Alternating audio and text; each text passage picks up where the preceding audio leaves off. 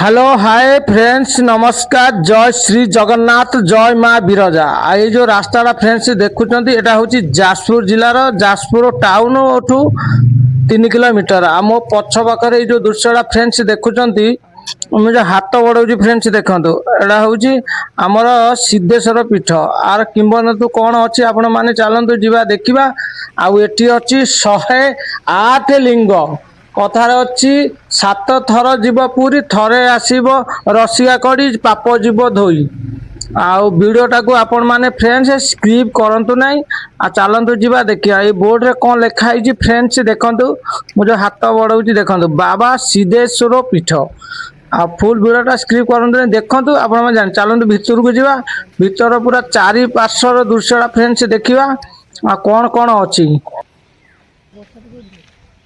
चलतु फ्रेंड्स जा भीतर को भीतर दृश्यटा देखा लिखाई आपण मैंने तो जापारे पूरा चारि पार्श्वर फुल वीडियोटा देखते बाबा सिद्धेश्वर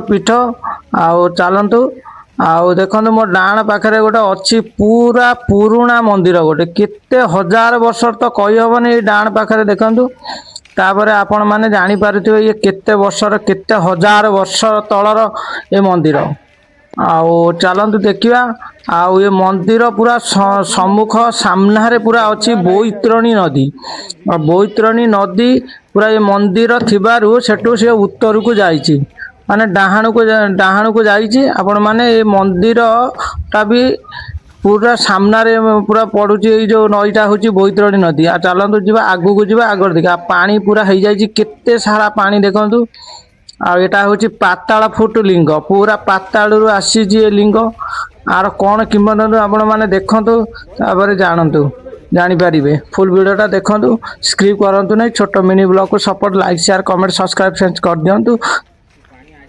देखो केते पानी है फ्रेंड्स देखो केते पानी रो दृश्य पूरा पानी गुणिया बोधे छाती है कि बेके अच्छी मंदिर भितर आ देखो बैतरणी नदी ये बैतरणी नदीटा देखो पूरा मझीरे पूरा सामने मंदिर अच्छी आ देखो ठाकुरंकर एते महिमा देखो पूरा डाहाणु को जाइए सेठू आ नना भी नना को पचारिबा नना भी कहिबे तार किंबदंती कौन पाई ये मंदिर पूरा पानी नई बैतरणी नदी कहीं डाहाणु को जाइए ये मझीरे कहीं अच्छी आपण माने देखंतु आपण माने जानी परिबे देखंतु केते पानी आउ ये जो पानी है आर अबिका तो पानी है जानी होने आ तले चारि पार्श्व 108 लिंग अच्छी आउ कोठी अच्छी कि नहीं मु तो कहि परिबि नहीं कि आ देखो ये तल को केते पूरा देखो एटा हूँ बैतरणी नदी आ केते बड़ नदीटा देखो ये साइड रे गोटे कि मंदिर अच्छी देखो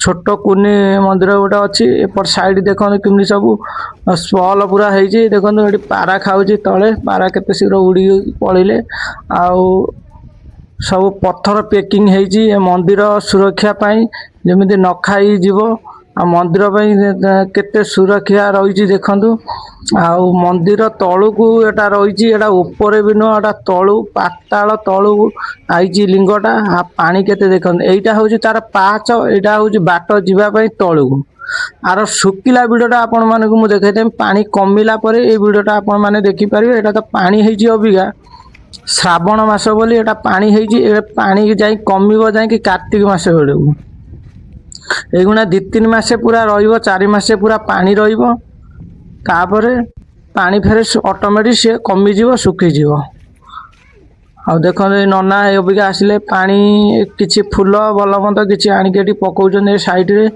आउ पुराणा पत्थर पूरा अछि केते पैकिंग हेछि आ केते पानी देखो मंदिर भीतर केते पानी अछि हमर नना हम जो पुजारी अछंती आ की मंदिर आ पानी केमती कोन हिची एमती सब तथ्य पचारिया पे नना अछंती नना ये पानी कोन हिची एते पानी पूरा बन्या हले मंदिर पानी पजे आज्ञा एटा जा कि पद्मिनी ऋषि तपस्या करथि आज्ञा उत्तर वाहिनीटा रहियो अस्थल माधव सिटी अछि हां उत्तर कोटी उत्तरेश्वर मंदिर आगे सिद्धेश्वर मंदिर एसर 3टी पर्व आज्ञा अस्काष्टमी एप्रिल मास गुड़े पर्व पड़े शिवरात्रि पर्व पड़े आहार महात्मा बहुत किछि आ ये 10 थर जीवपुरी थर जीव रसी सब बाबू जीव ଆଉ ଏଠି ଲିଙ୍ଗ କେତେ ଅଛି? ଲିଙ୍ଗ ଆମର 108 ଅଛି। ଆଁ 108 108 ଲିଙ୍ଗ ଅଛି ନନାଙ୍କ ପାଟିରୁ ଶୁଣିଲେ। ଆଉ ଅବିକା ତ ପାଣି ହେଇଯାଇଛି ଆପଣ ମାନେ ଫ୍ରେଣ୍ଡସ୍ ଦେଖୁଛନ୍ତି। ଆର ବୋଇତ୍ର ପାଣି ଏଇ ଯୋଉ ଫୁଲ ହେଲା ପରେ ପାଣି ପଶିଲା ନା କଣ କେମିତି? ପାଣି କେମିତି ପଶିଲା କେମିତି? ବଡିଟା ହେଲା ବଡି ହେଲା ପରେ ଆପଣ ଫୁଲ ହେଇକି ଓଟା ପୁରା ଉଛୁଳିକି ହେଇଗଲା। ଆହା। ଆଉ ଲିଙ୍ଗ କେତେ ଅଛି? 108। ଶୁଖିଲା ହେଲେ ଦେଖାଯିବ ଫେର ପାଣି ଶୁଖିବେ ଆମର କାର୍ତ୍ତିକ ମାସ। ହଁ କାର୍ତ୍ତିକ ମାସ ବେଳକୁ ପାଣି ଶୁଖିଲେ ଦେଖିପାରିବେ ଲିଙ୍ଗ। ଅବିକା ରହିବ ଏଗୁଣା ମାସେ 2 ମାସ। କାର୍ତ୍ତିକ ମାସ ମଧ୍ୟ ରହିବ। ଆମର କହିଲେ ଆପଣ ସେ ନନା ପତ୍ର କହିଲେ 7 ଥର ଯିବ ପୁରୀ, ଥରେ ଯିବ ଅସହାରି, ସବୁ ଯିବ ପାପ ଯିବ। ହଁ ବାସ୍ ବାସ୍। 7 ଥର ଯିବ ପୁରୀ, ଥରେ ଆସିବ ଅସହାରି, ସବୁ ଯିବ ପାପ ଧୋଇ। ଆମର ସବୁ ଯେତିକି ଅଶୀ ବିସର୍ଜନ ସେପଟ। ଆଉ ଏଠି କଣ ସବୁ ହୁଏ? ସବୁ କଣ ସବୁ ପଡେ ଏଠି? ସବୁ ପିଣ୍ଡ ଦାନ ଭଲ ମନ୍ଦ ପିଣ୍ଡ ଦାନ ସେପଟେ ଆମ ହୁଏ। ଆମେ ଯୋଉ କୋଉଟେ ସେପଟେ ଘାଟ ଯୋଉ ଅସ୍ଥି ବିସର୍ଜନ, ସେଇ ଅସ୍ଥି ବିସର୍ଜନ ହୁଏ, ଘାଟ ହୁଏ, ପିଣ୍ଡ ପଡେ। ଆଉ ନୀତି ପୂଜା କଣ ସବୁ? ନୀତି ଆମର ସକାଳ ସନ୍ଧ୍ୟା ପୂଜା ନୀତି ଲାଗେ। ନନାଙ୍କ ପାଟିରୁ ଶୁଣିଲେ ଆପଣ ମାନେ ସତ କି ମିଛ ମିଥ୍ୟା ଆପଣ ମାନେ ଜାଣିପାରୁଥିବେ। ଏଟା ହଉଛି ଯାଜପୁର ଜିଲ୍ଲାର, ଏଟା କୋଉ ଜାଗା? ଆମର ସିଦ୍ଧେଶ୍ୱର ଗାଁ ନା? ସିଦ୍ଧେଶ୍ୱର ପୀଠ, ସିଦ୍ଧେଶ୍ୱର ମନ୍ଦିର। ଏଟା ଆମର କେତେ ଜଣ ସେବାୟତ? 45 ସେବାୟତ। 45 ଜଣ ସେବାୟତ ଅଛନ୍ତି ଏଇ ମନ୍ଦିର ପୂଜକ ନା କଣ? ଆଉ ସବୁ କଣ ସବୁ ଆମର ଏଠି କେତେ ବର୍ଷର ପୁରୁଣା ମନ୍ଦିର ଇଏ? ବିଟିସି ଯଜାତି କେଶର। ଯଜାତି କେଶର ସେ ସ୍ଥାପିତ କିଏ କରିଥିଲେ ମନ୍ଦିର ନା କିଛି ତାର କିଛି ଜାଣିଛେ? ମହାରାଜ 22 ବସିକି ପଦ୍ମ ଲାଭ କରିଥିଲେ। ଆଉ ଏଠି ନୀତିକାନ୍ତି ସବୁବେଳେ ହୁଏ। ଲୋକ ଗତାଗତି ଲୋକ ସବୁବେଳେ ଏଠି ରୁହନ୍ତି। ସକାଳ ସନ୍ଧ୍ୟା 45 ଜଣ ସେବକ ଅଛନ୍ତି ନାଇଁ କି? ଫ୍ରେଣ୍ଡସ୍ ଦେଖନ୍ତୁ କେତେ ପାଣି ଏ ମନ୍ଦିର। ଆଉ ନନାଙ୍କ ପାଟିରୁ ଆପଣ ମାନେ ଫ୍ରେଣ୍ଡସ୍ ତ ଶୁଣିଲେ ଜାଣିଲେ। ଆଉ ଏ ଯାଜପୁର ଜିଲ୍ଲାର ସିଦ୍ଧେଶ୍ୱର ଆଉ ତ୍ରାପିଠ ମନ୍ଦିର। ଆପଣ ମାନେ 7 ଥର ଯିବେ ପୁରୀ, ଥରେ ଆସିବେ ସିଦ୍ଧେଶ୍ୱର, ପାପ ଯିବ ଧୋଇ। ହଁ କଣ କହିଲେ? 7 ଥର ଯିବ ପୁରୀ, ଆଜ୍ଞା, ଥରେ ଆସିବ ରସିକା କରି, ବାସ୍ ସବୁ ପାପ ଯିବ ଛାଡି। ଅସ୍ଥିକ୍ଷେପଣ ଉତ୍ତର ବାହିନୀ ଏଠି ତୀର୍ଥ, ହର ହରି ବେଲପତ୍ର ତୁଳସୀ ଏଇଠି ଭୋଗ। ଏଇଠି ଉତ୍ତର କୁ ବହି ଯାଇଛି। କଣ ବେଲପତ୍ର? ବେଲପତ୍ର ହଉଛି ବାଲ୍ୟ ଭୋଗରେ, ଅନ୍ନ ଭୋଗରେ ତୁଳସୀ। ଅନ୍ନ ଭୋଗ ଦିଓତା ନୀତି ଠାକୁରଙ୍କର ଅଛି। ଦିଓତା ସକାଳେ ରାତିରେ, ଅନ୍ନ ଭୋଗ ଦିନରେ, ରାତିରେ। ଦିନରେ ହଳଦୀ ପଡିବ, ରାତିରେ ହଳଦୀ ପଡିବନି। ଠାକୁରଙ୍କର ଭୋଗ ଅନ୍ନ ଭୋଗରେ ତୁଳସୀ, ଆଉ ବାଲ୍ୟ ଭୋଗ ହବ ବେଲପତ୍ରୀ। ଏଠି ସିଦ୍ଧେଶ୍ୱରୀ ଅଛନ୍ତି, ସିଦ୍ଧବଟ, ସିଦ୍ଧ ଗଣେଶ, ପଦ୍ମନ ଋଷି ତପସ୍ୟା କରି ସିଦ୍ଧି ଲାଭ କରିଥିଲା। ବୈତରଣୀ ଆସୁଥିଲା ଗଙ୍ଗା ଘୁନି। ଠିକ ଅଛି ନା ବୈତରଣୀ ଘିନିକି ଆସୁଥିଲା ଗଙ୍ଗାକୁ। ଯେତେବେଳେ ଗଙ୍ଗା ଘୁନି ହେଲେ ପଦ୍ମ ଋଷି ଠାରିଲେ। ପଦ୍ମ ଋଷି ଏବାଟେ ଯାଇପାରୁନି, ଉତ୍ତର ମୁହାଁଲେ, ସେଇଠୁ ଉତ୍ତର ବାହିନୀ ହେଲା। ଅସ୍ଥିଶ୍ୱର ମନ୍ଦିର ଅସ୍ଥିକ୍ଷେପଣ ଏଇଠି କରାହୁଏ। ସିଦ୍ଧି ସର୍ବସିଦ୍ଧି ଉତ୍ତର ବାହିନୀରେ ଏଇଠି ସିଦ୍ଧି ହବ, ଅସ୍ଥି ବିସର୍ଜନ କରାହବ। ଏଇ ଜାଗାରେ ହବ, ଏଇ ଜାଗା ଉପରେ ହବ। ତାର ମାହାତ୍ମ୍ୟ ବହୁତ। ଯଜାତି କେଶରୀ ଅମଳର ଇଏ ହଉଛନ୍ତି ସିଦ୍ଧେଶ୍ୱରୀ ପାତାଳ ଫୁଟୁ। ଇଏ ବହୁତ ଦିନର ଇଏ ପାତାଳ ମାନେ ପାତାଳ ତଳୁ ଉଠା ରହିଛନ୍ତି ଏ ଲିଙ୍ଗ। ଆଉ ସବୁ ସ୍ଥାପନା ସବୁ। ଆଉ ସ୍ଥାପନା ଏଠି କେତେ ଲିଙ୍ଗ ଅଛି କହୁଥିଲେ?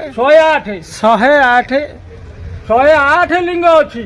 ଆଇ ଯୋଉ ସବୁ ପୂଜା ପୂଜି ହଉଛି, ସ୍ଥାପନା କରାଏ ଯଜାତି କେଶରୀ ଅମଳରୁ। ଏଥିରେ ନୁହେଁ, ଆଇ ଯୋଉ ନଈଟା ଏଟା ଯୋଉ ବୈତରଣୀ ଏଇଠି ଉତ୍ତରକୁ ବାହିଛି, ଏଇଠି ପଶ୍ଚିମକୁ ଆଇଥାନ୍ତା, ଏଇଠୁ ଇଆଡକୁ ଆଇଥାନ୍ତା ବାଁକୁ, ପୂର୍ବ ପଶ୍ଚିମ ହେଇଥାନ୍ତା, ଏଇଠୁ ସିଆଡକୁ ପଶ୍ଚିମ, ସେଇଠି ଉତ୍ତରକୁ ବାହିଲେ।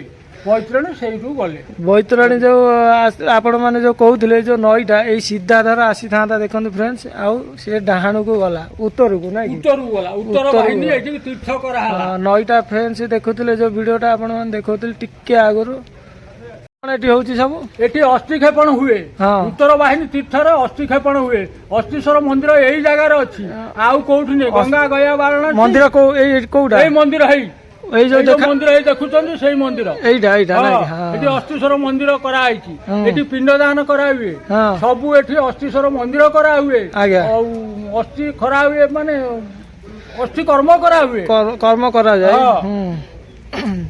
ଉତ୍ତର ବାହିନୀ ଏଇ ଜାଗା ଉପରେ। ଏଇଟା ହଉଛି ମେନ୍ ଜାଗାଟା। ମେନ୍ ଜାଗା ଯୋଉଠି ଯିବେ ଏଲାହାବାଦ ଯିବେ, ଯୋଉଠିକି ଯିବେ, କିନ୍ତୁ ଲାଷ୍ଟ ସେଠି ଯଦି ନ ଯିବେ ଏଠି ସେଠୁ ପକେଇକି ଏଠି ଆସି ଅସ୍ଥି କ୍ଷେପଣ କରିବେ। ଆର ନିୟମ ରହିଛି।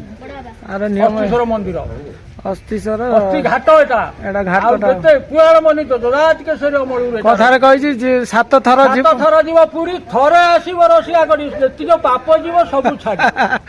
କିଛି ନାହିଁ ଏଠି। ଆଉ ଭକ୍ତିରେ ଭଗବାନ ଇଏ ହଉଛନ୍ତି ସିଦ୍ଧିଦାତା, ସବୁ ଜିନିଷ ପୂରଣ କରିବେ। ତାପରେ ଏଟା ପାତାଳରୁ ବାହାରିଛି। ପାତାଳ ଫୁଟୁ ହରହରି, ବେଲପତ୍ରୀ, ତୁଳସୀ ଏଇ ଜାଗାରେ। ଆଉ କୋଉ ଜାଗାରେ ଶିବଲିଙ୍ଗ ଅଛି ଯେତିକି ଦେଖିବ ସବୁ ବେଲପତ୍ରୀ, କିନ୍ତୁ ଏଇ ଜାଗାରେ ହଉଛି ନୀତି ଭୋଗ ହଉଛି ତୁଳସୀ, ବାଲ୍ୟ ଭୋଗ ହଉଛି ବେଲପତ୍ରୀ। ତୁଳସୀ ଆପଣ ଜାଣିପାରିଲେ ଏଠି କଣ ଭୋଗ ହଉଛି? ତୁଳସୀ, ବେଲପତ୍ରୀ। ତାଙ୍କ ଭୋଗରେ ତୁଳସୀ ପଡିବ। ନୀତି ଭୋଗରେ ତୁଳସୀ ପଡିବ। କିନ୍ତୁ ଅଲଗା ଜାଗାରେ ବେଲପତ୍ର, ଖାଲି ନୀତି ଭୋଗ ଇଏ ଭୋଗ ସବୁ ବେଲପତ୍ର। କିନ୍ତୁ ଏଠି ଡବଲ ନାଇଁ କି?